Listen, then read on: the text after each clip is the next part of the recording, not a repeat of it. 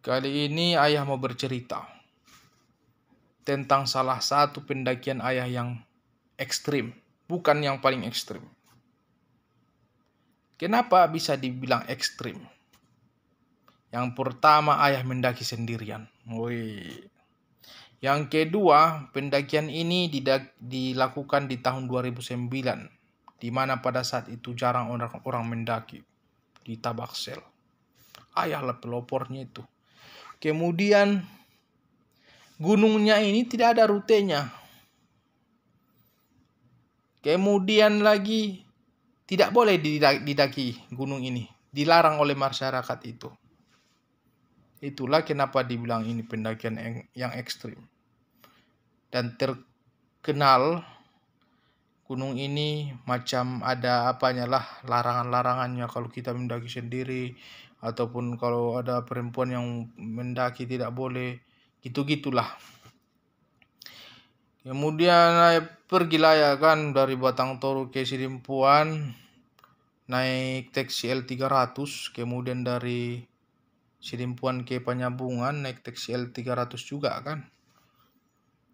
Baru menginap lah ya, di situ ada musola kecil kan, di dekat Jembatan Merah namanya. Oh, di pinggir sungai. Mungkin saat ini surau itu atau musola itu nggak ada lagi. Dulu itu musolanya udah mau hancur lah, saya ingat ayah.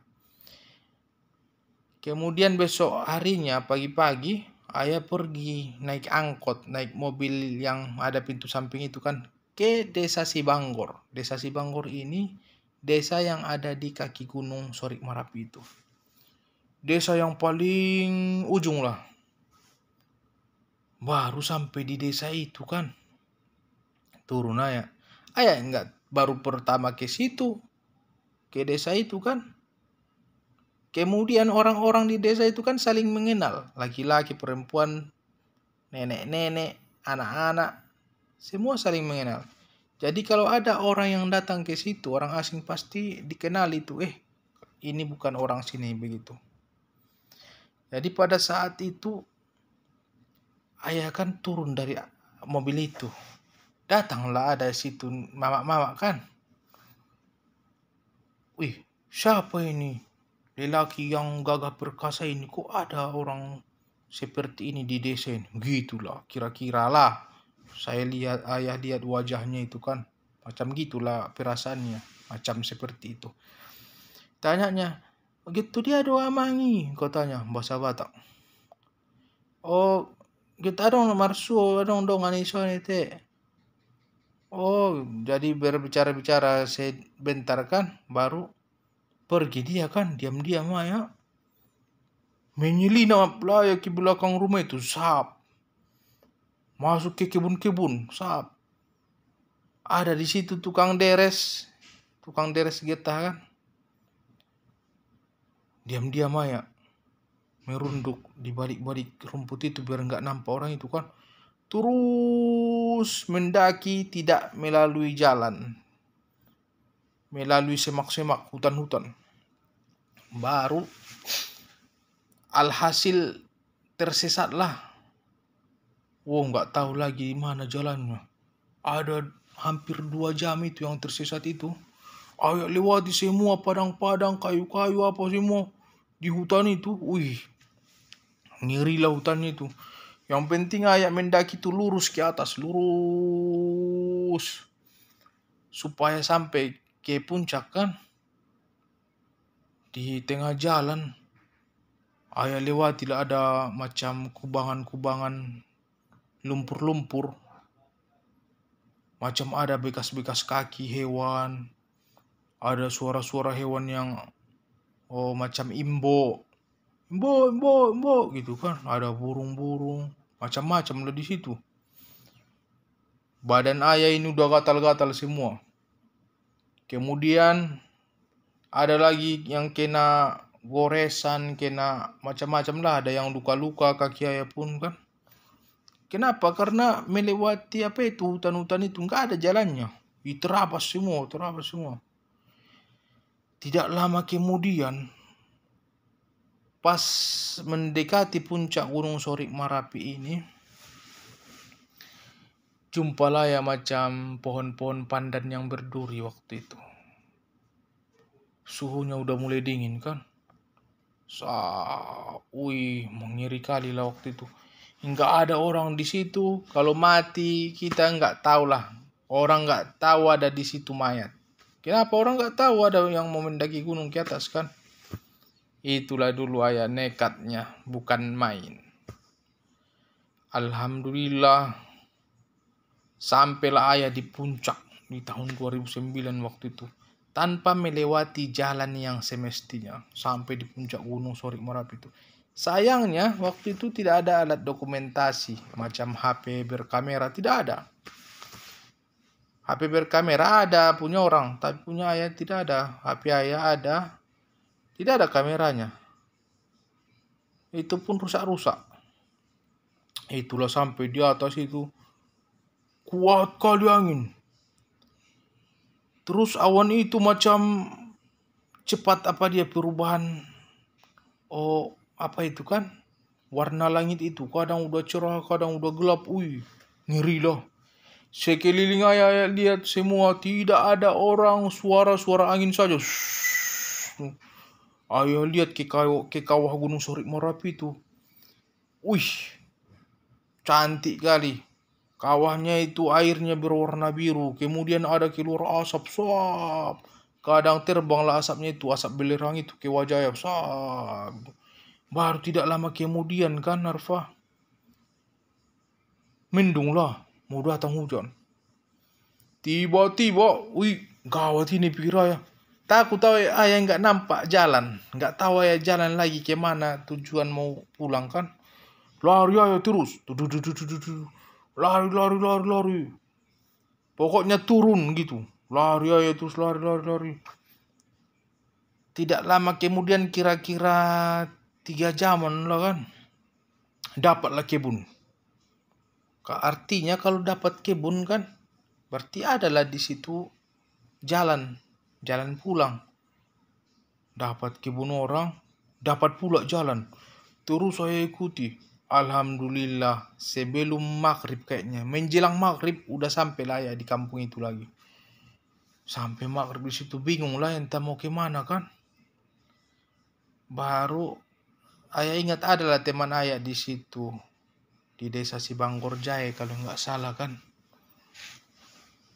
Itulah pergi lah ya ke rumah teman ayah itu. Ayah tanya orang situ kan. Tahu kenalnya siapa namanya sini? Ayah bilang, baju ayah semua udah kotor, udah apa, heran orang melihatnya kan. Kenal kata orang itu. Di sana rumahnya, datanglah ayah ke situ. Heran dia, dari mana kau katanya?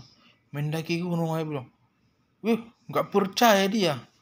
Ayah ceritakan semua sama dia kan. Begini. Heran dia, masyarakat sini aja nggak ada yang mendaki ke sana katanya. Kamu mendaki kau ke sana? Iya ayah bilang. Kenapa bisa katanya? Itulah diam-diam aku ayah bilang. Waduh. Baru pas mau makan malam orang itu kan. Keluarga teman ayah ini. Ya dia ajak lah ayah makan. Ayo makan katanya. Nggak ada lagi malu-malu ayah waktu itu kan. Udah lapar haus, ayah makan. Enak kali masakan orang itu walaupun masakan sederhana gitu. Habis 2 piring, minum lagi. Ngeri kali. Capek kaki ini udah kayak mau patah. Karena capeknya kan. Karena 1 hari itu naik turun. Tersesat lagi. Belum lagi luka-luka kan. Waduh. Hebat kali pengalaman waktu itu. Waktu ayah tersesat di Gunung Sorik Marapi itu, rasanya itu tak ada lagi jalan keluar. Tak ada jalan keluar. Rasa-rasanya selalu ada orang yang mengintai ayah dari belakang, dari samping, dari depan. Dilihat di sekeliling nggak ada. Lihat sekeliling nggak ada. Memang angker kali apa itu gunung itu. Tapi saat inilah ya lihat kan. Gunung Sorik Marapi itu udah jadi salah satu gunung yang pasaran lah. Generasi TikTok udah sampai di puncak. Pakai gayet kan. Dulu mana ada. Setelah ayah buat dokumentasi orang banyak pengen ke sana, bawa guide, pemandu, dibayar pemandu itu gitu. Tapi yang paling membanggakan itu sebenarnya karena ayah itu pergi mendaki sendirian tanpa tahu rute dan alhamdulillah berhasil. Itulah sebenarnya yang paling membanggakan. Tapi kalaulah waktu itu ayah memang kesasar tak bisa pulang, memang tak akan ada yang tahu ayah pergi ke sana. Itulah masa lalu ayah dulu. Masa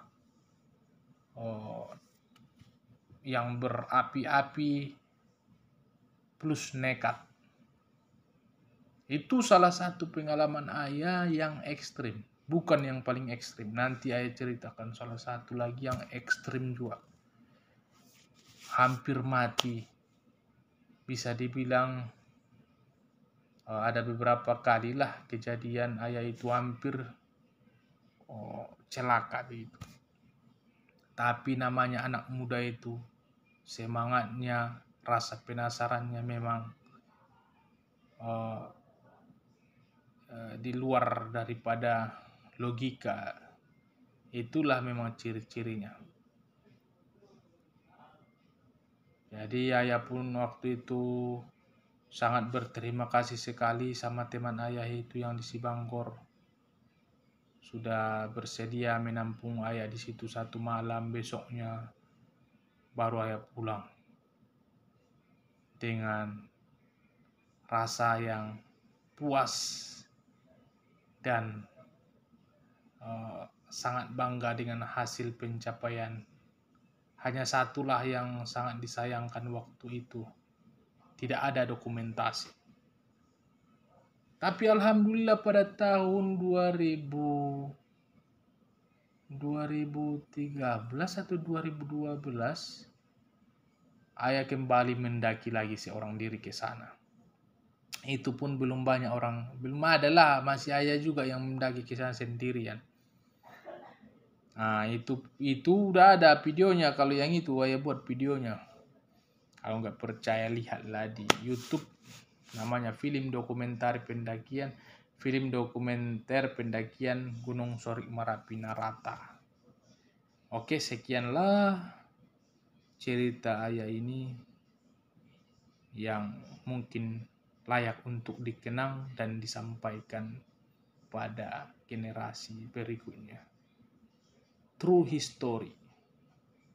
Jadi kalau kita ingin punya salah satu cita-cita ataupun keinginan, bersungguh-sungguhlah, jangan ada rasa takut, yang ada rasa optimis bisa menggapainya.